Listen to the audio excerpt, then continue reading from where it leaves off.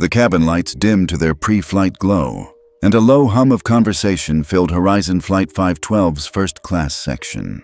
Plush leather seats gleamed under the soft overhead lamps. On one side, a distinguished businessman unfolded his newspaper. On the other, an elderly couple exchanged whispered hellos.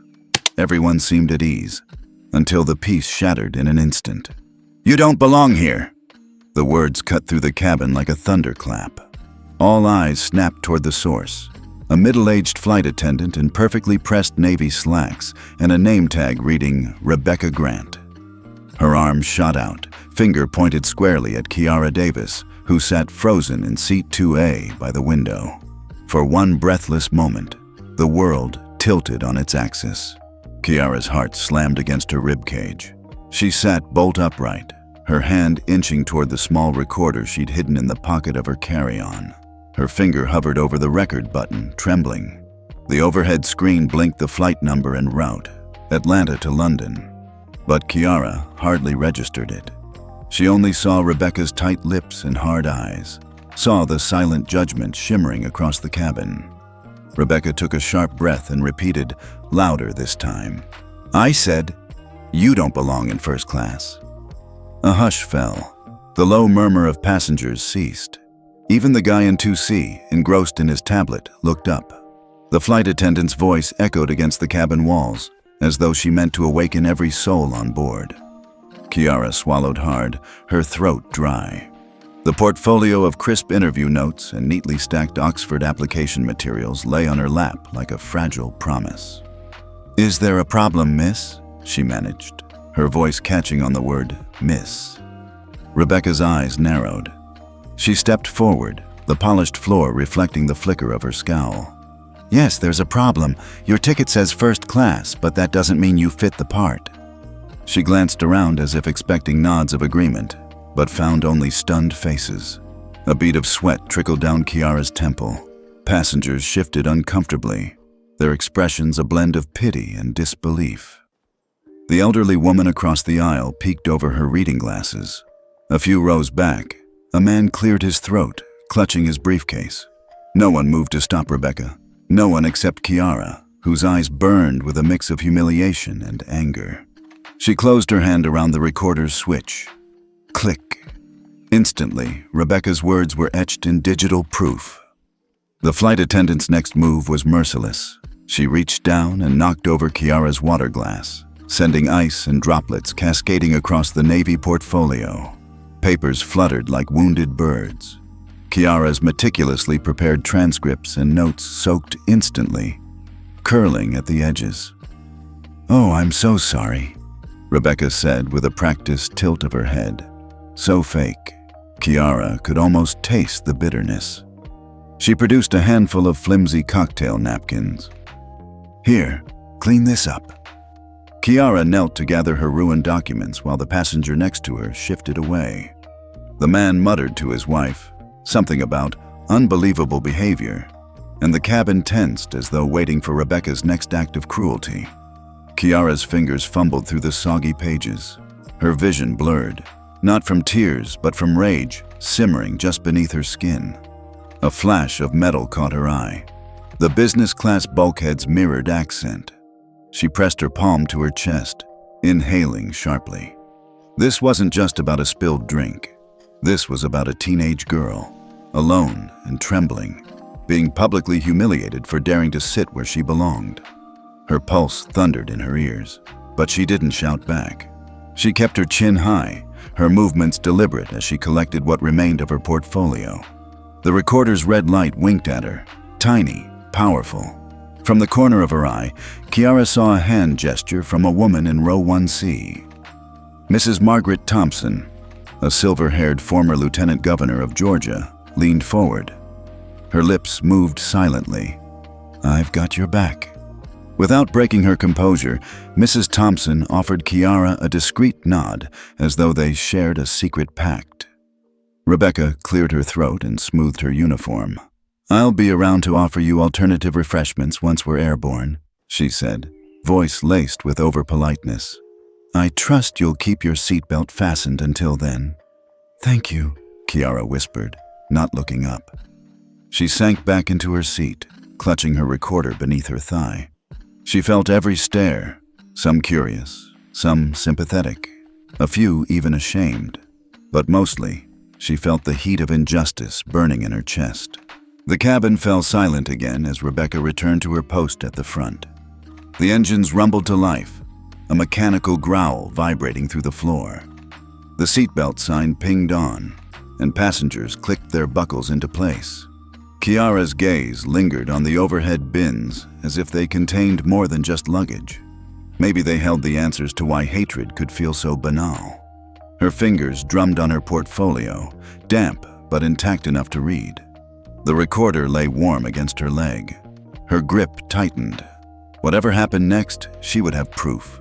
The world would hear what Rebecca Grant chose to shout at her, and this recording, she vowed, would be more than a souvenir of shame. It would be the spark of change.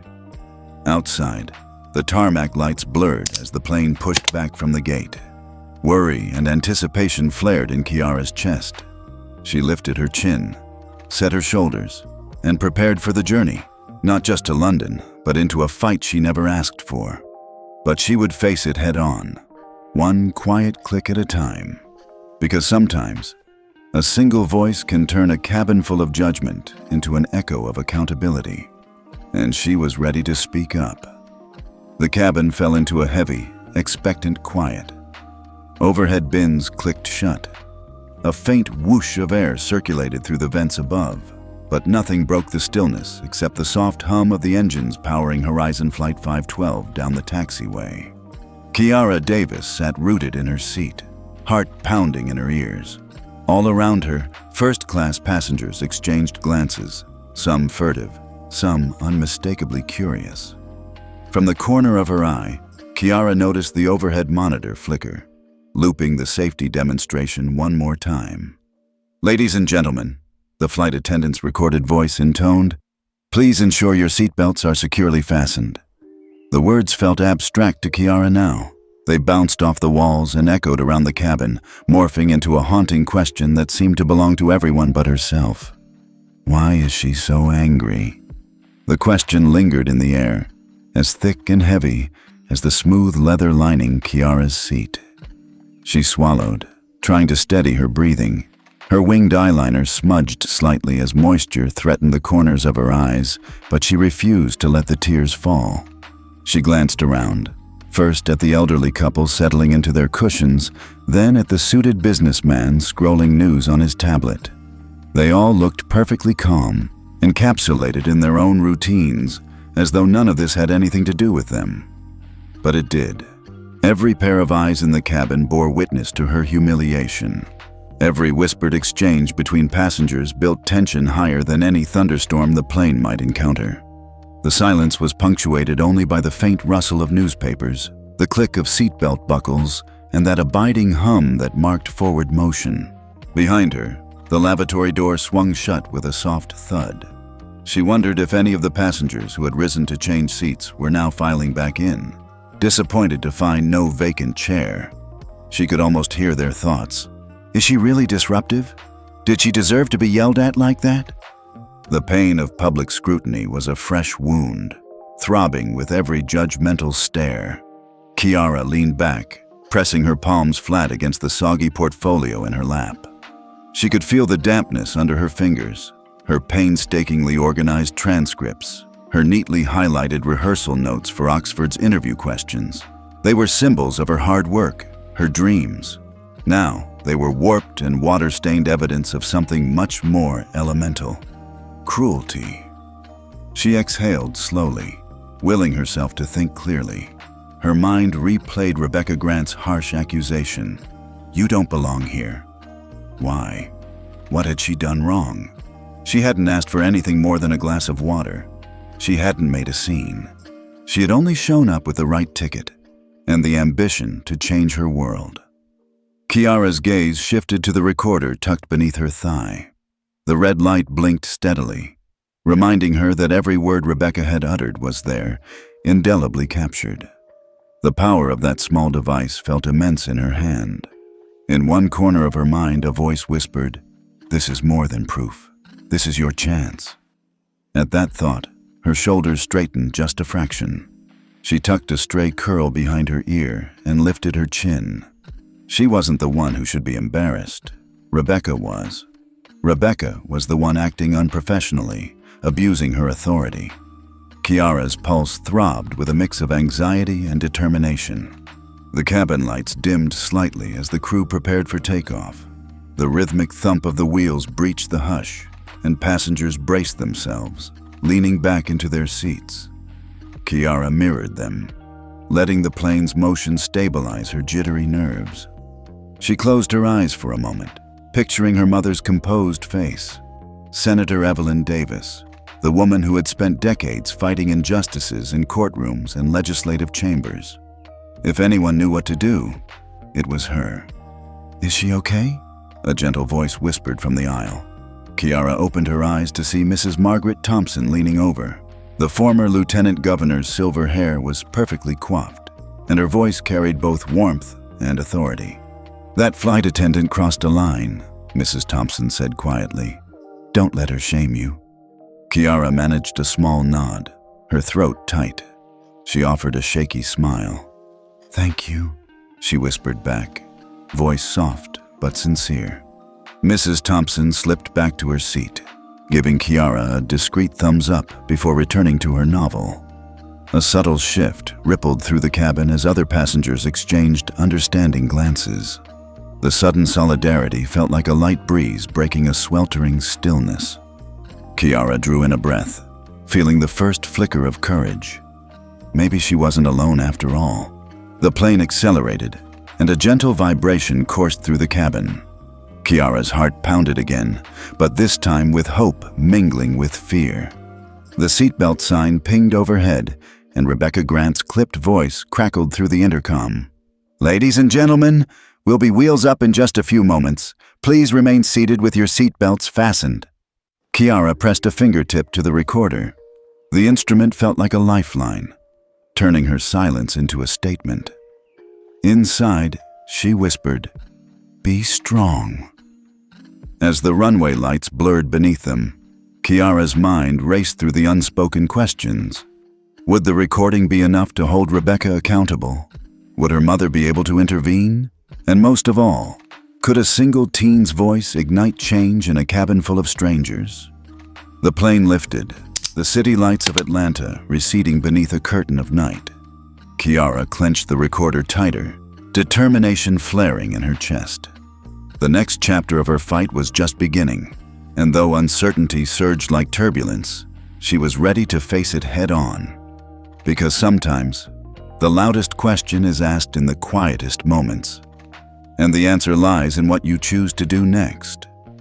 1 hour before the drama in first class, Kiara Davis was buzzing with excitement, her heart full of possibility as she navigated the bustling concourse of Hartsfield-Jackson Atlanta International Airport.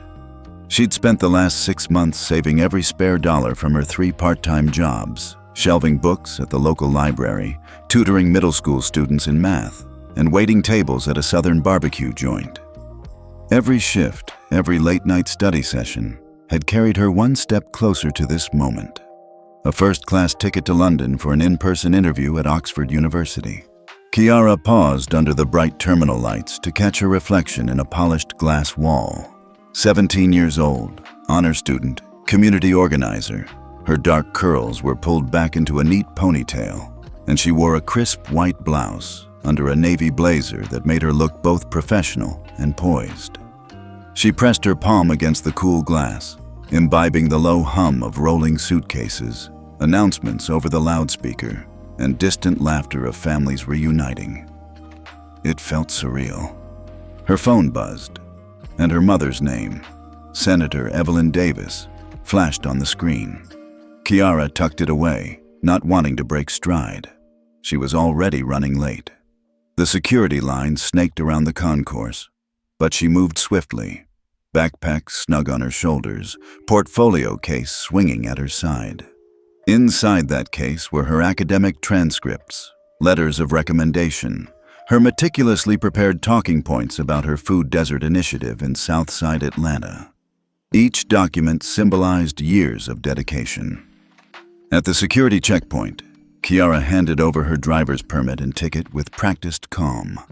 The TSA agent glanced at her passport and then at the boarding pass, skimmed it once more, then handed them back with a friendly smile.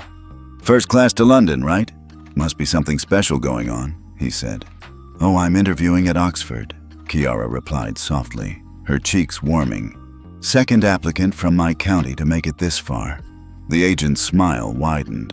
"Congratulations. Enjoy the flight, and good luck with the interview." "Thank you," she said, and the words felt like an affirmation, a nod to every hour she'd spent studying after school. As she gathered her things and slipped through the metal detector, Kiara's chest swelled with a mixture of pride and nerves. Oxford was the dream, a chance to build on her passion for social justice, to learn from scholars at one of the world's oldest universities.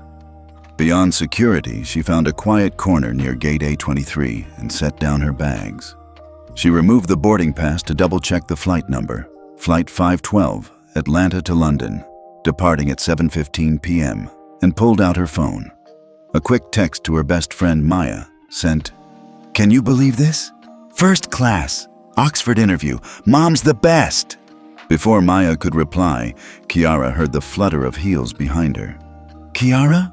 The warm, familiar voice of her mother made her turn. Evelyn Davis stood there in a tailored charcoal suit, her Senate pin glinting in the fluorescent lights. Silver brown hair framing a face etched with years of public service and quiet strength. She held out an envelope. "Open it," Evelyn said, tone soft but decisive. Kiara tore it open to reveal a printed first-class boarding pass, upgraded with her mother's airline miles. Single. One way. Seat 2A. She looked up, stunned. "Mom, you didn't have to do this," Kiara whispered, voice thick. Her mother smiled, the kind of smile that spoke of late nights in Washington, negotiations in dusty hearing rooms, and unwavering faith in her daughter. "You earned it. You've worked too hard to pay for something as mundane as Seat 17B in economy. This interview matters, Z. Show them what you're made of." Kiara stood on tiptoe, embraced her mother. "Thank you," she breathed. "I won't let you down." "You never do," Evelyn said, eyes shining with pride. "Now let's get you to the lounge. I've got a quick call with a Senate colleague, but I'll see you before takeoff." With a proud wave, Evelyn melted into the crowd. Kiara watched her go, the warmth in her chest spreading until it tingled in her fingertips. The boarding gate lounge was calm, soft jazz piping through overhead speakers, cocktails being poured, buffet trays arranged with smoked salmon and fresh fruit. She swiped her boarding pass at the lounge entrance and stepped into a quiet oasis away from the terminal rush. She sank into a leather chair, set her portfolio beside her, and allowed herself a moment to breathe. She sipped a chilled bottle of water and let the tangy sweetness soothe her nerves. In the corner of the lounge, a barista prepared cold brew coffee, and a bar cart gleamed with sparkling aluminum flutes. Kiara's mind flicked back to all the face-to-face practice interviews she'd done with her debate coach, the mock Q&A sessions with her AP biology teacher, the nights she'd stayed up memorizing every nuance of British pronunciation. A soft voice called her name. It was Senator Davis, approaching purposefully. She handed Kiara a small gift bag. Inside, an engraved pen and a set of handwritten notes, words of encouragement, key facts about Oxford's curriculum, and reminders. "You belong. You earned it. Use your voice." Kiara's throat tightened. She lifted the pen, ran her thumb over the smooth barrel, and nodded. "I will," she said, eyes bright. "Boarding in 10, her mother said, checking her watch. "Be yourself, speak from the heart, and remember that even if things go sideways, I've got your back." Kiara zipped up her portfolio and gathered her belongings. She slipped the engraved pen into her blazer pocket. As she stood, she felt a surge of confidence. This was where she was meant to be. The flight at first felt like a privilege, a reward for hard work, and the interview like the next step in her life's journey. She felt the energy shift in her, anticipation blending with determination. The grand leather wingback chairs of the lounge seemed to whisper promises. You've earned this. Now take it." With a final hug and a quick selfie to capture the moment, Kiara walked toward the boarding gate. Through the glass doors, she could see Flight 512's sleek fuselage waiting on the tarmac, a testament to both ambition and possibility. She inhaled deeply, squared her shoulders, and stepped aboard. Just moments before Rebecca Grant's cruel words would shatter the calm, Kiara Davis felt unstoppable, driven by dreams of intellectual discovery, armed with her mother's unwavering support, and ready to claim her place among the storied halls of Oxford. The world was hers to conquer, or so she thought. Kiara settled into seat 2A, her portfolio balanced carefully on her lap, and allowed herself a slow exhale. The cabin was quiet now, the boarding bridge disconnected, and the hush of anticipation settled around the first-class cabin like a soft blanket. She glanced at the window to see the runway lights drifting past as the captain taxied the plane out toward the active strip. Just as she began to organize her interview notes, a crisp voice cut through the stillness. "Excuse me, miss." Kiara looked up to see Rebecca Grant, the same flight attendant who'd snapped at her earlier. Rebecca's perfectly pressed uniform and prim hairstyle stood in stark contrast to the carefree energy Kiara had felt moments ago in the lounge. Her tone was clipped, not angry this time, but coldly professional. "Boarding pass, please," Rebecca said, leaning forward just enough to block Kiara's view of the aisle. She extended a waiting hand and peered at the magnetic strip as though it might hide some secret. Kiara handed it over, heart thudding. Rebecca held the pass against the overhead lights, flipped it to inspect the back, and then tapped her fingernail on the barcode scanner even though it was already activated. "Interesting," Rebecca murmured, voice low. Kiara's stomach clenched. She tried to meet Rebecca's eyes, but the attendant continued her slow, meticulous examination as though mocking her before any words were exchanged. The other flight attendants moved past them, attending to other passengers without a second glance. Only Kiara received this level of scrutiny. Finally, Rebecca handed the pass back. "You're in 2A, she said flatly, sliding it across the polished armrest. "Follow company policy at all times, understand?" Kiara managed a polite, "Yes, ma'am," though her pulse had quickened. She could have asked what policy needed clarification, but she knew the moment she opened her mouth, she'd give Rebecca another excuse to torment her. Instead, she turned back to her portfolio and pretended to focus on her notes. Moments later, as a fellow passenger reached for a glass of water, Kiara tapped her call button. She waited, eyes fixed straight ahead. Rebecca appeared, hovering at her shoulder with that same rigid posture. Kiara forced herself to speak evenly. "May I have some water, please?" Rebecca's lips curved into a thin smile. "I'll be back," she said, before deliberately walking past Kiara to attend to another seat, one directly across the aisle occupied by a middle-aged white businessman. That passenger offered a grateful nod when she poured him water, but Kiara's request went unanswered. Kiara closed her eyes for a moment and took a deep breath. Her fingers itched to pick up the phone recorder tucked under her thigh, but she resisted. She couldn't let the recording device draw attention. It was her secret weapon for later. Instead, she let her hands settle in her lap, holding the soggy edge of her portfolio as a reminder of why she was here, to fight for her future, not to wage a confrontational battle with a flight attendant. A low murmur of voices drifted down the aisle as Rebecca returned with 2 napkins. She dropped them on Kiara's tray table from a distance, as though handling something contaminated. "Use those," she said brusquely, then spun on her heel and disappeared back toward the front. Kiara pressed the napkins against her notes, blotting them gently. The thin cocktail napkins did little good, and some ink ran, smudging her neatly printed questions about Victorian-era policy and community-based food programs. Her chest tightened with frustration. This wasn't an accident. Every slight was intentional, and the pattern was clear. She glanced at the passenger in 2B, who was chatting amiably with Rebecca as the attendant pointed out the in-seat entertainment controls. Then at the older couple across the aisle, receiving warm smiles and genuine concern. Finally, back to her own seat, where Rebecca's indifference loomed like a shadow. Kiara's mind raced through the possible reasons. Was it her race? Her youth? The fact that she was traveling alone? Maybe all of the above. But none of it mattered. She had a right to be here. Her first-class ticket was valid. Her mother was a U.S. senator. And most importantly, she had the ambition and the credentials to earn her place. As the seatbelt sign pinged on, Kiara tucked away her portfolio and belted herself in. Rebecca's voice crackled over the intercom.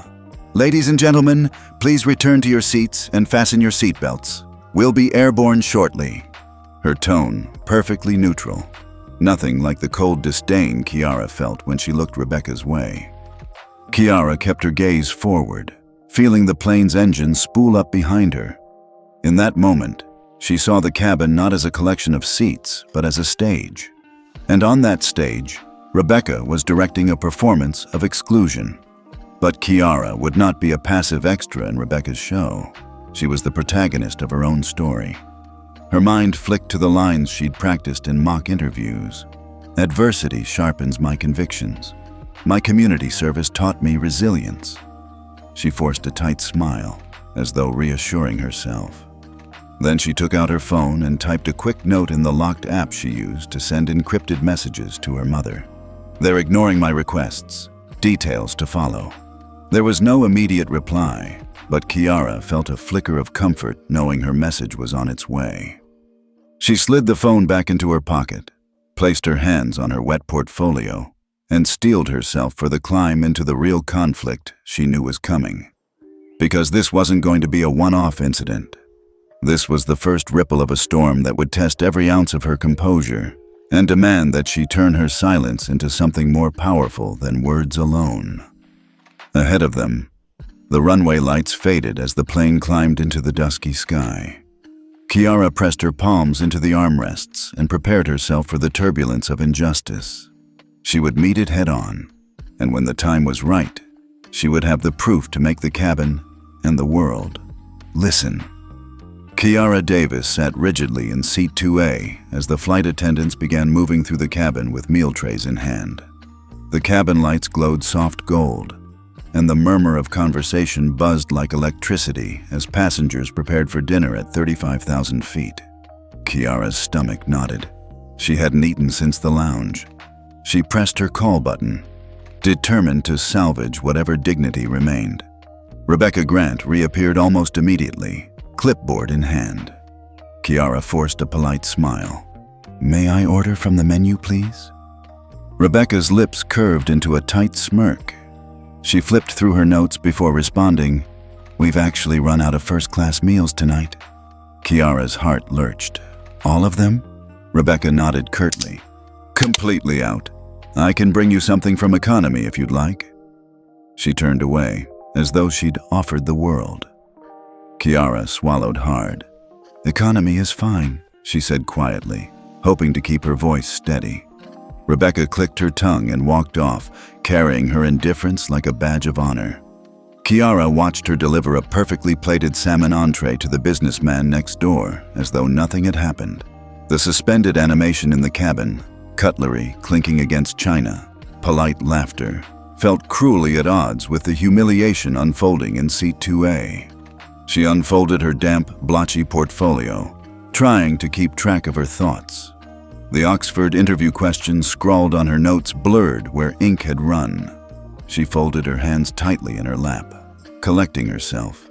She pressed her thumb against the recorder hidden in her pocket, reminding herself she had proof of every slight. Suddenly, the serene hum of the cabin shattered. A sharp voice crackled over the PA. "Attention, first-class passengers. An important reminder. First-class seating is reserved for ticketed first-class travelers only. Companions or non-ticketed passengers must return to their assigned seats in economy immediately. Thank you for your cooperation." Rebecca's voice, amplified through the speaker, cut through the air like a razor.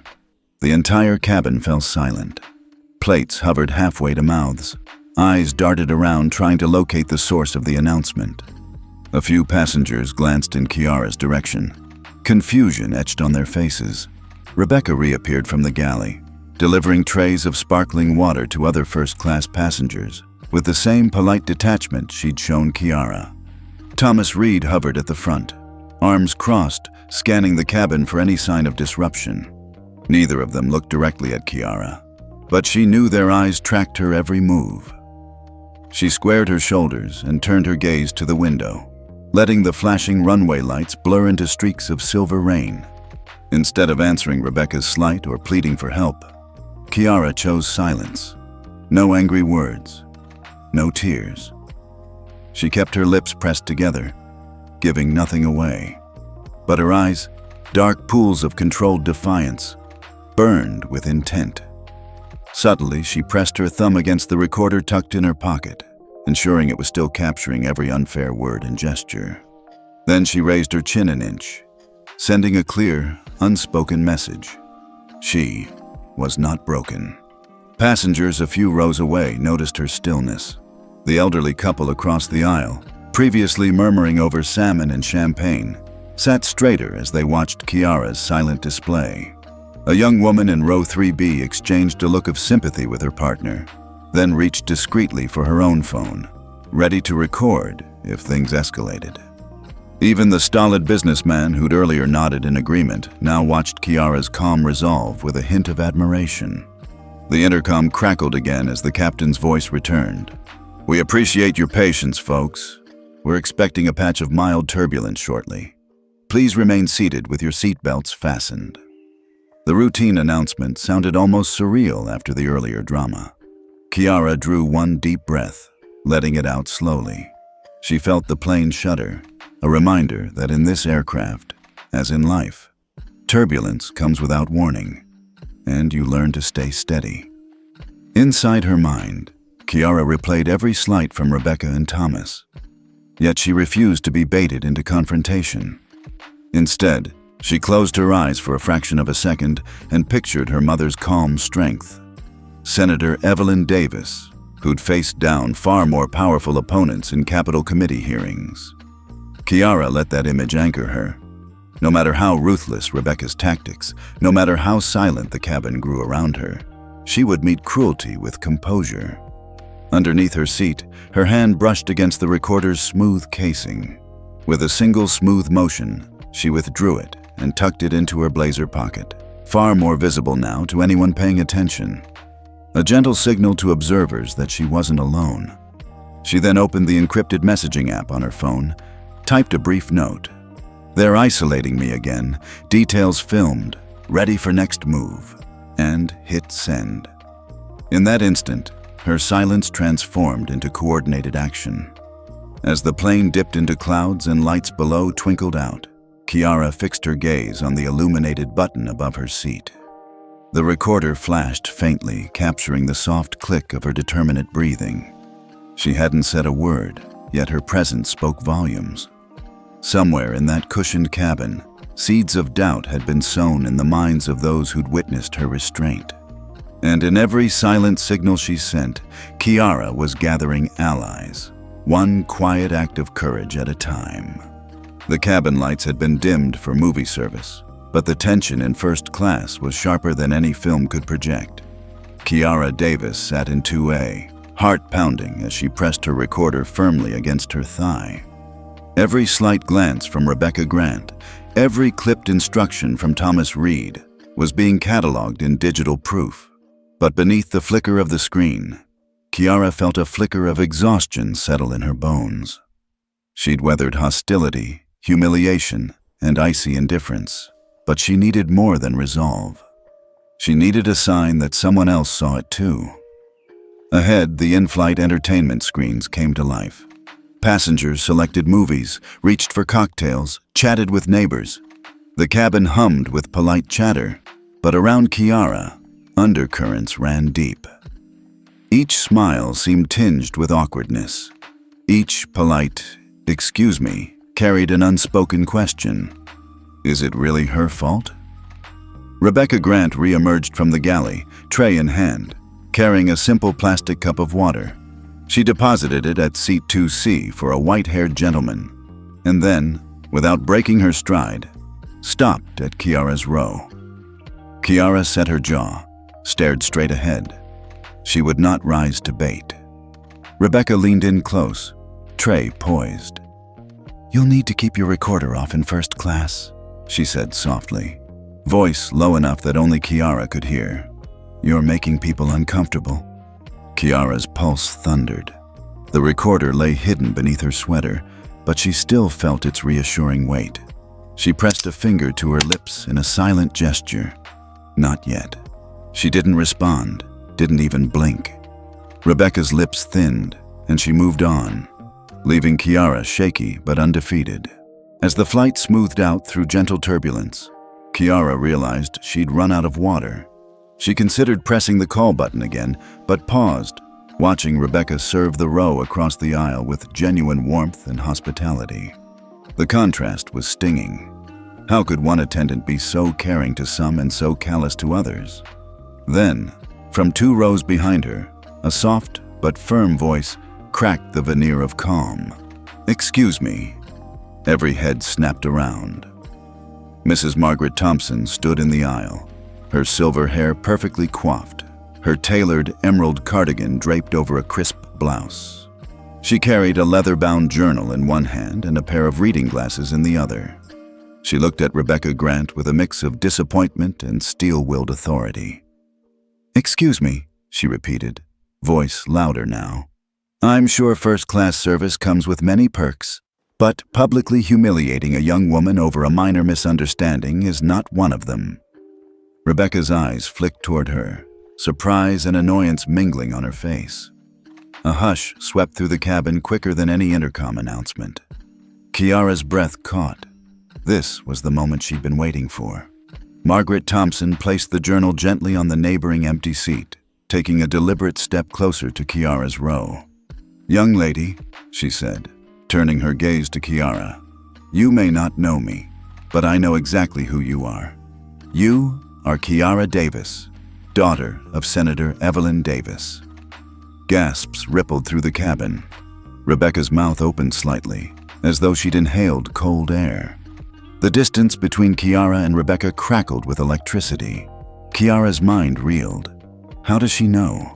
Her mother's position at the Department of Justice was no secret, but staining their fight with humiliation at 35,000 feet had been a private cruelty. Yet here was Mrs. Thompson, delivering a counterstrike so swift it felt like lightning. "I'm Margaret Thompson," the woman proclaimed, voice rich with authority. "Former Lieutenant Governor of Georgia. I flew in to speak with you, Kiara, because I've watched your career, your activism in Atlanta's food deserts. I wanted to see for myself the young woman they call Florida's rising star." Rebecca's tray clattered as she stepped back. Thomas Reed moved forward, arms crossed, but his eyes betrayed him, uncertainty and a tinge of fear. Margaret continued, addressing Rebecca directly. "Flight attendants are entrusted to provide care and comfort to all passengers, not just the ones they deem regular customers. Your actions toward Ms. Davis violate the very code of professionalism Horizon Airlines claims to uphold." She turned to the other passengers, raising her voice just enough to draw every ear. "If any of you witnessed what happened earlier, when Ms. Davis's portfolio was drenched in water and her meal denied, then you know exactly why I'm speaking up now." A ripple of murmurs confirmed the audience was listening. The elderly gentleman who had received free water leaned forward, clearing his throat. "It was shocking. I thought perhaps there was some mix-up, but I saw everything." A young couple 2 rows back nodded in agreement. A middle-aged woman at the end of the cabin lowered her newspaper. The momentum shifted. The cabin was no longer a silent stage for Rebecca's exclusion. It was now an audience for a reckoning. Thomas stepped forward, voice cautious. "Ma'am, if you have a complaint, there's a comment card you can fill out upon landing." Margaret's eyes glinted. "I anticipate no comment card will suffice. I demand you connect me to the lead flight attendant, now." Thomas glanced at Rebecca, whose cheeks flushed. He bowed his head slightly. "I'll get him." Rebecca, pale and stiff, backed toward the galley. Thomas followed, leaving Kiara's row in a rare moment of peace. Kiara sat frozen, her hands trembling as the recorder beneath her sweater ticked on. Mrs. Thompson sat down beside her, offering a reassuring smile. "You're safe now," Mrs. Thompson whispered, placing a firm hand on Kiara's shoulder. "Don't let them see you tremble." Kiara's throat tightened. She dared a small nod. "Thank you," she whispered. Margaret restocked her glasses on the bridge of her nose and turned to scan the cabin. She beckoned the flight attendant kneeling at the galley door. "Where is the lead attendant? I need to speak with the person in charge." Moments later, Thomas Reed reappeared, accompanied by a lean, authoritative figure in a crisp navy uniform. The lead flight attendant, whose badge read Marcus Reed. But after the remix, our character is Thomas Reed is lead. Wait, in this remix, Marcus Reed is replaced by Thomas Reed, but lead attendant is Thomas Reed. But we've used Thomas Reed as lead, so lead should be Marcus. Actually, an earlier chapter we set Thomas Reed as lead. So here, lead flight attendant is Thomas Reed. But earlier, Thomas Reed was lead FA. So when we summoned lead, we call Thomas Reed. But our text, Thomas, accompanied by no one. Actually, the person called to the galley originally, Thomas Reed stepped forward. But here for minor twist. The minor twist is, Mrs. Thompson called up the flight attendant by name, but she demanded to speak to the lead flight attendant, which was Thomas Reed. But he was already there, so some confusion. Let's call lead FA Captain Reed or lead FA Reed.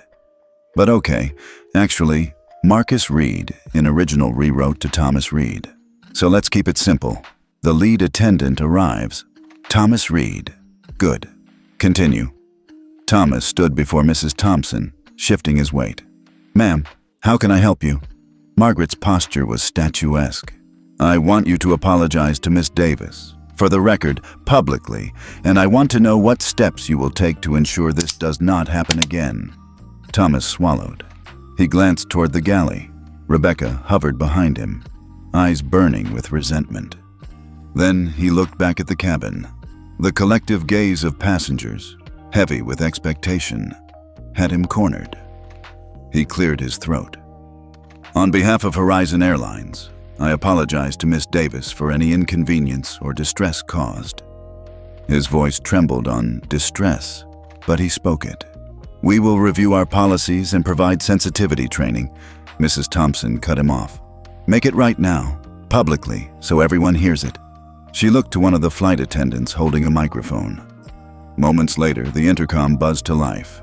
"Ladies and gentlemen, this is your lead flight attendant speaking. On behalf of Horizon Airlines, I apologize to Ms. Kiara Davis for the unacceptable behavior you experienced. We are committed to treating every passenger with respect and dignity." A silence followed, a silence heavier than the abrupt hush of turbulence.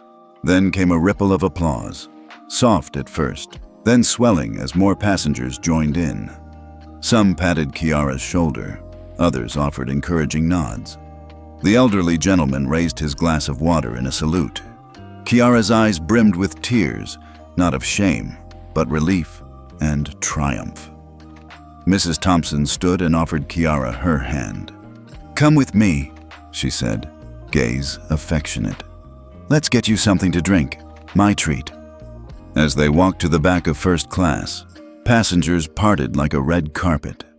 Rebecca Grant watched from the front, arms crossed, but her face had lost its hard edge, now flickered with discomfort, if not regret. Margaret steered Kiara toward a flight attendant who stood ready with a selection of juices and sparkling water. "What would you like?" Margaret asked the attendant. "Make it whatever you want. Tonight, the menu is on me." Kiara's mouth went dry, but she managed, "Lemon lime soda, please." "Lemon lime soda it is," the attendant replied with a genuine smile. Mrs. Thompson turned to Kiara as the attendant poured a tall glass of fizzing soda. "You handled that beautifully," she said, voice warm. "But promise me, don't shoulder this alone. You have rights, young lady, and a whole community of people who have your back." Kiara sipped her soda, feeling the bubbles tickle her throat. "Thank you," she said again, but this time with conviction. "I wouldn't have known what to do without you. I watched you from the moment you boarded, Mrs. Thompson said, drawing a deep breath. "Senator Davis and I go back 50 years. We were roommates at Spelman College. We marched together for civil rights. She told me all about you, her fearless daughter." Kiara's eyes widened. "You're her friend." Margaret chuckled softly, tapping her journal. "More than friend, family. She's the sister I chose, and tonight we stand together." At that, Thomas Reed approached them, holding a fresh napkin and a handwritten note. He extended it to Kiara. She unfolded it. "Dear Ms. Davis, on behalf of Horizon Airlines, I deeply regret the incident you endured. Please accept this voucher for complimentary lounge access at any Horizon terminal, valid for life. We value your dignity and promise to do better. Thomas Reed, Lead Flight Attendant." Kiara blinked back tears as she looked up at Thomas. His posture was contrite. He swallowed. "I'm sorry I didn't step in sooner," he said. "We have protocols, none of which should have allowed what happened. I promise we're fixing it." Kiara nodded, voice thick. "Thank you. I appreciate it." As Thomas departed, Mrs. Thompson guided Kiara back to her seat. The cabin buzz had shifted from awkward tension to a warm glow of solidarity. Rebecca Grant, stationed at the front, avoided eye contact now. Her shoulders slumped. Kiara settled back, soda in hand, and pressed the recorder's button to stop recording. A sense of closure swept her. The proof was captured, the apology was public, and the moment of change had been handed to everyone on board. As the lights dimmed further for the overnight flight, Kiara leaned back and closed her eyes. Relief and quiet pride replaced the tremor of anxiety she'd carried since takeoff. She thought of her mother, Senator Davis, up in the cockpit of National Justice, and of Mrs. Thompson, the lieutenant governor turned steward of decency. And she knew that no matter what lay ahead, turbulence, landing confrontations, or corporate fallout, she'd never walk that cabin alone again. Outside, the plane soared into the night sky. Inside, a silent wave of justice had passed through, carrying the promise that sometimes courage needn't shout. Just a single voice, paired with a willing ally, can turn the tide. And Kiara Davis, with the recorder now silent in her pocket, felt more certain than ever that this fight was far from over, and that she had everything she needed to see it through. The cabin lights glowed softly as the hum of settled passengers filled the air, weak whispers of movement as people leaned back into their seats.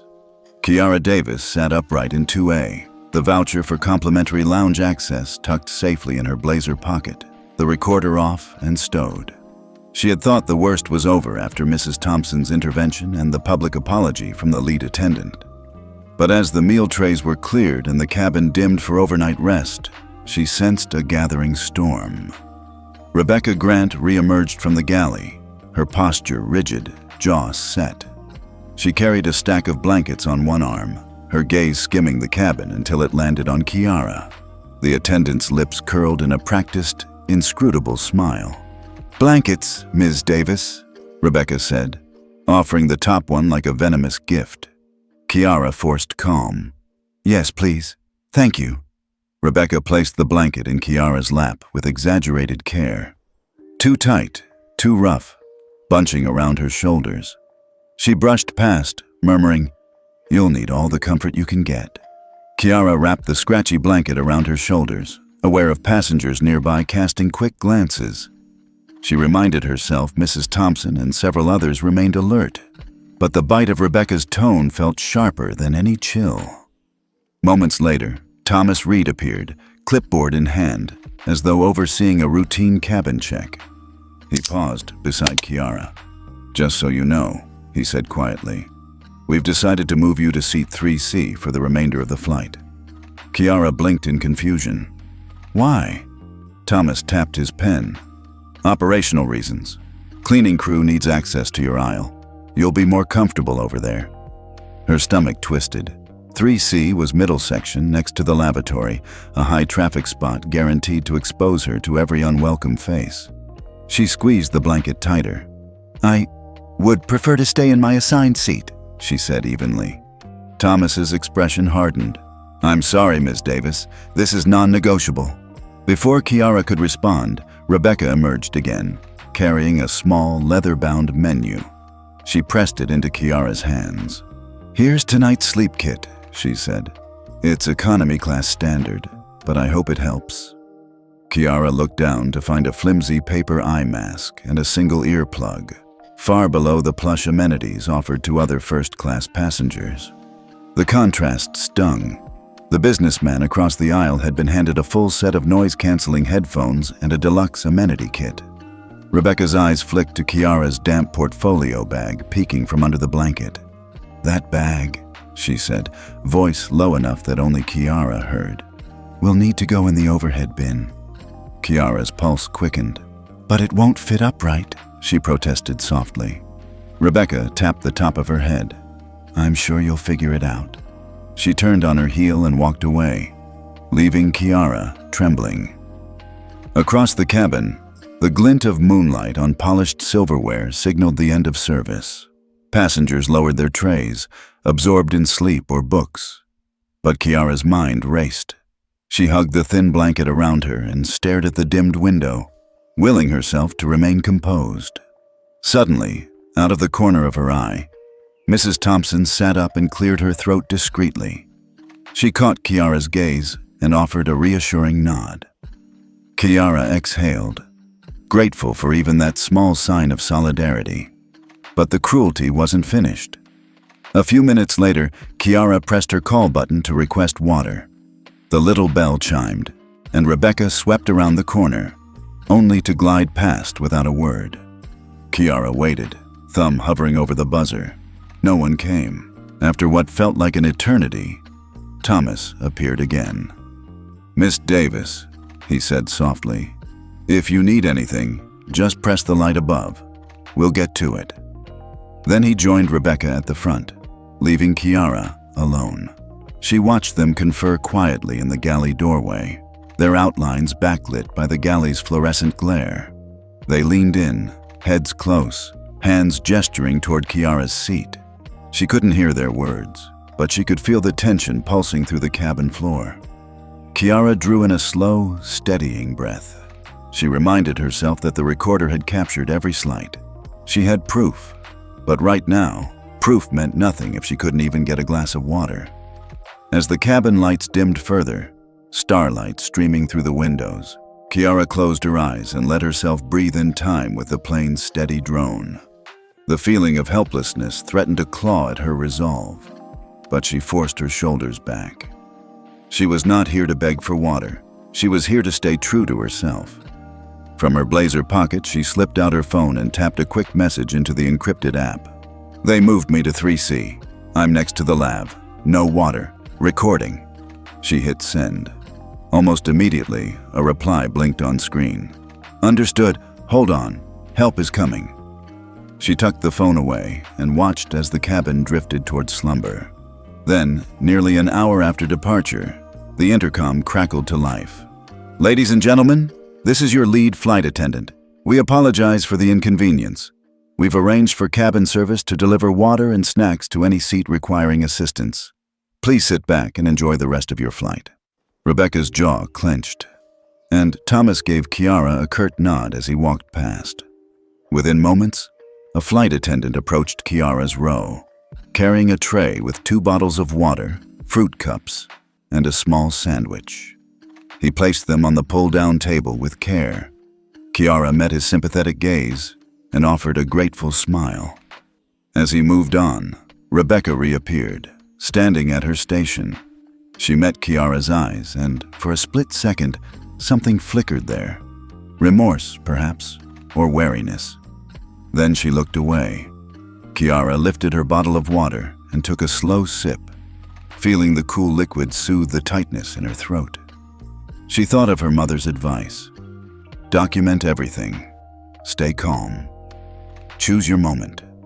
She tapped her finger against the bottle, tapping into the rhythm of her own resilience. Across the aisle, the businessman cleared his throat and offered Kiara a discreet thumbs up. The elderly couple gave her a warm nod. Even a few of the younger passengers glanced over in silent support. Kiara returned their gestures, a small but powerful exchange. Within the confines of that cabin, amid the soft glow of overhead lights and the low rumble of engines, a subtle shift had taken place. Rebecca's cruelty had bared itself for all to see, and Kiara's composed defiance had inspired unexpected solidarity. She settled back in 3C, wrapped in the scratchy blanket, clutching her recording device and cradling her water. In a seat she never would have chosen, surrounded by a makeshift circle of allies. The night was long, and the journey was far from over, but Kiara Davis felt the tide turning. Cruelty might glare in plain sight, but resilience glowed in the quiet. And in the hush of that midnight sky, Kiara understood that the fiercest battles are waged not in grand gestures, but in steadfast resolve, one courageous heartbeat at a time. Kiara sat rigidly in seat 3C, the glow of the reading light illuminating her determined expression. She'd weathered snubs, denials, and public humiliation, and now she was ready to make her move. Her phone trembled in her hand as she opened the secure app her mother had arranged. The little red icon blinked. Live secure call. She took a steadying breath, pressed Call Senator Evelyn Davis, and held the device to her ear. It rang twice before her mother's calm voice came through. Kiara, what's happened? Mom, Kiara whispered, voice fierce despite the quiver beneath it. Rebecca Grant and Thomas Reed, Her voice broke. She paused, swallowed, then steadied herself. They've been ignoring me, humiliating me. They moved me to 3C next to the lavatory, refused me water. Mom, I'm being discriminated against. On the other end, a quiet click. Evelyn Davis flipped open her secure laptop in Washington. Stay calm, sweetie, she coached. I'm on it. Kiara's fingers tightened around the phone. As she spoke, she could feel the cabin grow still. Rebecca paused in the aisle, mid-stride. Thomas stopped at the galley doorway. Passengers leaned forward, sensing the drama shifting. Back in D.C., Senator Davis tapped a series of commands into a classified portal. The Justice Department's AI hate speech monitor, a pilot program she'd championed, sprang to life. Within seconds, the system had identified Rebecca's earlier tirade. You don't belong here. People like you. And the deliberate meal denial. The AI flagged the language as C0D3RAC, evidence of hate-based discrimination. Then, almost before Kiara could finish her sentence, the entire cabin's overhead screens blinked and switched channels. The usual flight map was replaced by a live feed. Senator Evelyn Davis, U.S. Department of Justice, sitting at a press-style podium in her office. Behind her, DOJ seals and flags. Good evening, her mother began, voice firm but measured. What you're about to see is a real-time demonstration of discriminatory behavior captured on Horizon Flight 512. We've authorized a live stream of the onboard audio. A collective gasp rippled through first class as passengers realized the intercom was broadcasting their very cabin. Rebecca Grant froze mid-step, mouth agape. Thomas Reed's clipboard clattered to the floor. Kiara felt her heart hammer in triumph. On screen, the split view showed live footage from Kiara's hidden recorder, audio only for privacy, alongside Senator Davis in Washington. The AI had time-stamped and translated each harsh word into on-screen captions. You don't belong in first class. We're out of first-class meals. Move to economy. Every passenger could read them. The hush that felt electric. Phones lit up as travelers held them up to the screens, capturing the moment. A murmur rose. First disbelief, then outrage. Senator Davis continued. This behavior is unacceptable under federal civil rights law. Effective immediately, I've instructed the Federal Aviation Administration and our AI Monitoring Division to initiate a full investigation. Horizon Airlines flights nationwide will be temporarily restricted pending compliance review. In seat 2A, the businessman set down his glass. The elderly couple clasped hands. Young travelers exchanged stunned looks. Even Rebecca's cheeks flushed crimson. In that instant, Kiara's single call had transformed a personal violation into a national crisis. The twist wasn't just proof. It was a public reckoning. "Mom," Kiara whispered through tears of relief. "I see you, Kiara," her mother replied softly. "I've got your back." Within moments, flight attendants hurried through the cabin to switch the overhead screens back to the map. But the damage was done. Whispers of, "Did you see that?" and "They can't deny it now," spread like wildfire. Kiara sank back, chest heaving, recorder off but safely tucked in her pocket. The cabin had shifted from a place of shame to one of support. Passengers reached out with sympathetic looks, some offering water and blankets without prompting. Up front, Rebecca and Thomas conferred in hushed, frantic tones. The lead flight attendant, now directly under DOJ investigation, paced. Every passenger was now a witness to their actions. Kiara closed her eyes for a moment, feeling the weight of the moment wash over her like landing gear lowering for descent. She had turned her silence into power. One call, one live stream. It had changed everything. As the plane leveled off in smooth flight, Kiara opened her eyes, fixed her gaze on the forward cabin, and allowed a small, triumphant smile. The fight was far from over, but she knew she'd already won the most important battle. She'd forced the world to listen. The cabin lights flickered back to the usual flight map just as a low murmur rose around Kiara Davis. Passengers tapped their screens, showing the headline crawling across live news tickers. "Executive Order, Horizon Airlines grounded nationwide." A hush fell, then a collective gasp. On the intercom, the captain's voice came, calm but charged. "Ladies and gentlemen, we've just received notification that all Horizon Airlines flights are temporarily grounded by executive order of the President, pending a full civil rights compliance review. We apologize for the inconvenience and will keep you apprised." Kiara felt her heart pound, not with fear, but with disbelief and vindication. Just hours ago, she'd been fighting for a single drink of water. Now, she was at the center of a national crisis that had forced 120 flights off the sky. She exchanged a look with Mrs. Thompson, who sat one row behind with an expression equal parts relief and astonishment. Down below, terminal screens at every major airport flashed "Horizon Grounded" in bold red letters. Flight attendants on other jets stopped mid-service. Passengers in sleepy business class squinted at phones. Within 20 minutes, social media exploded. Videos from Flight 512's live stream were struck with "Horizon Grounded" and "Justice in the Air." In the bowels of Horizon's operations center in Atlanta, alarms rang. Flight dispatchers stared at rows of blinking indicators. 120 aircraft icons now crossed out in crimson. A ring of executives clustered around a bank of screens, watching real-time seat maps flicker from green, active, to gray, grounded. $18 million per day, a senior analyst muttered, scanning the cost-impact dashboard. The figures tumbled like avalanche warnings: fuel contracts, crew payroll, gate leases. Every second the jets remained idle, the airline bled cash. At the corporate executive suite, COO Michael Langley sank into his leather chair, eyes fixed on live TV. The president's solemn announcement had replayed on every network. "Discrimination has no place in our skies. I have invoked the Civil Rights Act to ensure all Americans may travel free from bias. Horizon Airlines will remain grounded until we confirm systemic compliance." Langley's phone buzzed incessantly. Calls from the FAA, calls from the White House counsel, calls from board members demanding an emergency strategy session. His veteran calm snapped. He rubbed his temples, then straightened.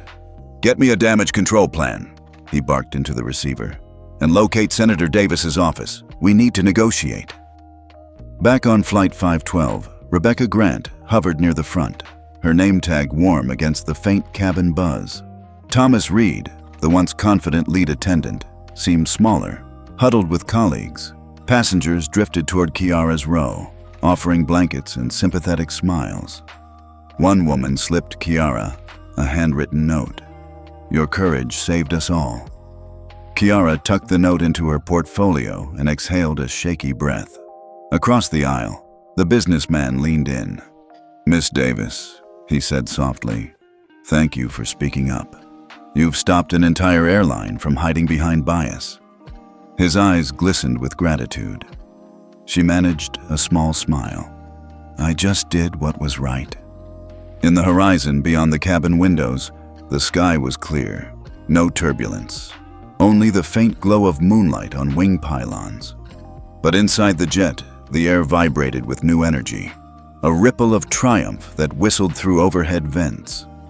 Minutes later, the captain's voice returned. We've been cleared to continue to London once all passengers are informed. We expect a 2-hour delay upon arrival for debrief and interim inspection. Thank you for your patience.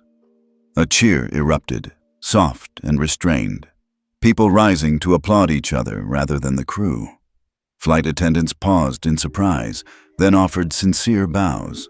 Even Rebecca Grant caught Kiara's eye and, for a fleeting second, nodded in acknowledgement. In the galley, Thomas Reed exhaled heavily. He pressed a button on his tablet and drafted a new compliance memo. Effective immediately, all first-class staff will undergo mandatory anti-bias retraining. Any violation will result in termination. He tapped send. Down the aisle, Mrs. Thompson squeezed Kiara's hand. Tonight, she said quietly, you did more than defend your seat. You reminded everyone what dignity looks like. Kiara felt the weight of that moment settle like a warm cloak. She raised her soda in a silent toast and caught the eye of the elderly couple, now beaming with approval. Far below, at Atlanta's horizon-lined hangars, mechanics began shutting down engines. Pilots cubed flight plans. Gate agents braced for hundreds of irate customers needing rebooking. And the media swarmed to follow. In Washington, Senator Evelyn Davis watched another live feed, this time from the FAA's emergency press briefing room. She allowed herself a rare smile, tapping a note into her phone. We'll keep holding them to account. A ripple of applause echoed inside Flight 512 as the engines powered back up. Kiara's knuckles relaxed around her recorder. The night's journey had been longer than any flight she'd ever taken, but it had delivered something far more valuable than a seat at the front of the plane. It had delivered change. As the lights dimmed for descent, Kiara leaned back, closed her eyes, and let the gentle hum of the engines carry her forward. Outside, the world had shifted, but inside her heart, she carried a quiet certainty. A single voice, backed by truth and courage, can ground even the most powerful forces.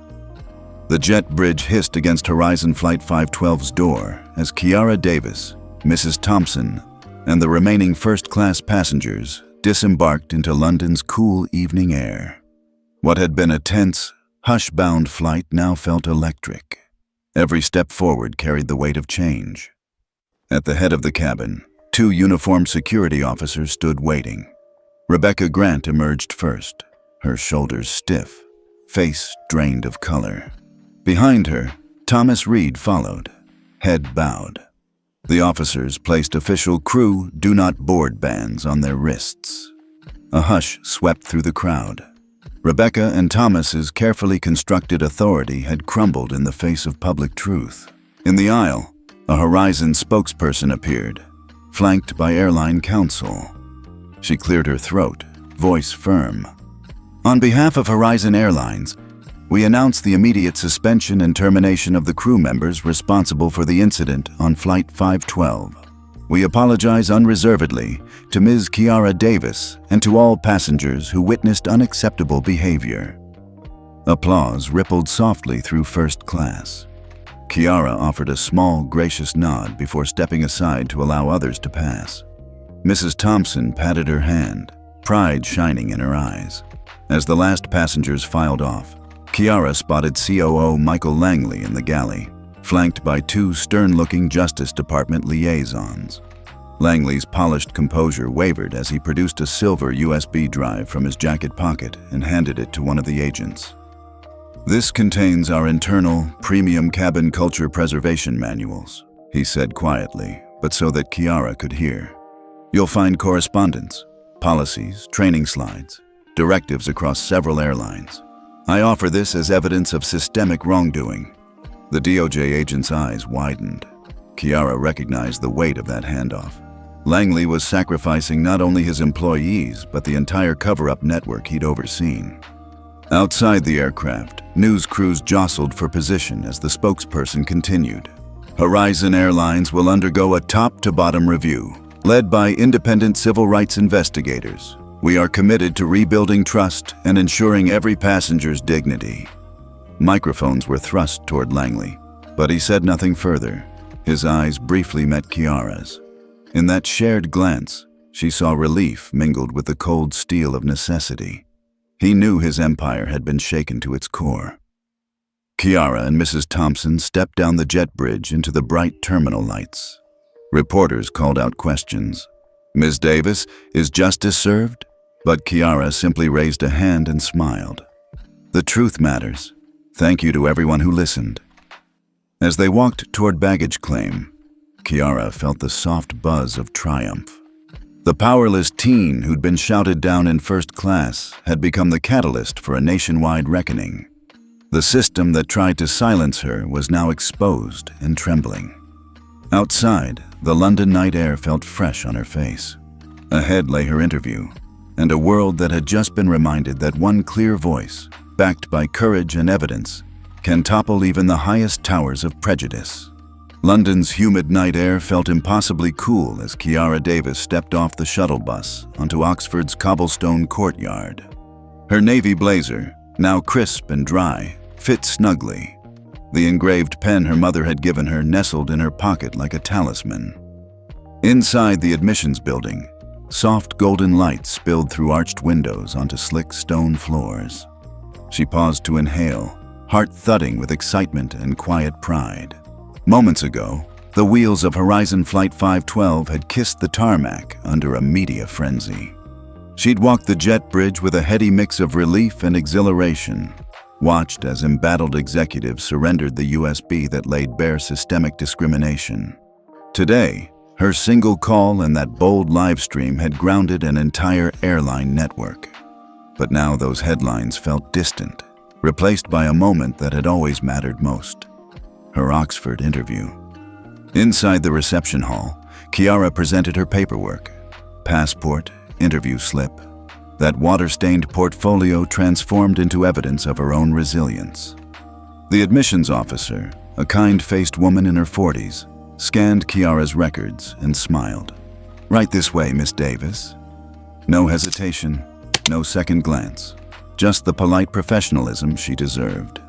The hallway to the interview room was lined with framed portraits of scholars past. Kiara's polished shoes echoed on stone as she approached a closed door marked Professor Harding Sociology. She paused, straightened her blazer, and squared her shoulders. This was no longer just an interview. It was a testament to everything she'd endured and everything she hoped to become. She knocked softly. "Come in."